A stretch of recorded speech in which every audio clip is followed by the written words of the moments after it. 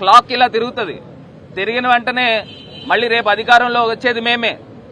అధికారంలోకి వచ్చిన తర్వాత మొన్నే శ్రావణ్ అన్న చెప్పారు, ముగ్గురు 3 ఫ్లైట్లు పెట్టుకుని ఎలాగ తిరుగుతున్నారు కదా.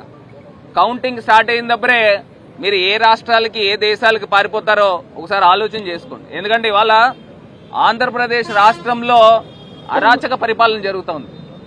రావణ కాష్ట చేస్తూ ఉన్నారు. ఇది ప్రజలు ఎట్టి పరిస్థితుల్లో కూడా ఒప్పుకునే పరిస్థితులు లేవు.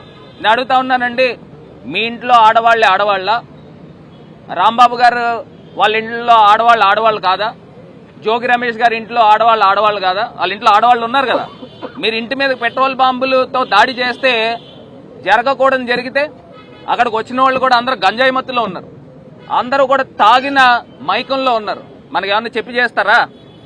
దొరికితే అక్కడ చనిపోవడమే కదా. అంటే అది డైరెక్ట్ గా మర్డర్ అటెంప్ట్ చేసిన వాళ్ళకి బెయిలా? సాక్షాత్తు ఎమ్మెల్యేనే చెప్పింది. ఏమని చెప్పిందండి? మేము దాడి చేయడానికి వెళ్ళామని ఆమె ప్రెస్ ముందు చెప్తా ఉంది. అంటే దానికి అర్థం ఏంటి? అంటే మీకు రాజ్యాంగం లేనట్టే కదా. రాష్ట్రంలో పోలీస్ డిపార్ట్మెంట్ ఏం చేస్తున్నారండి?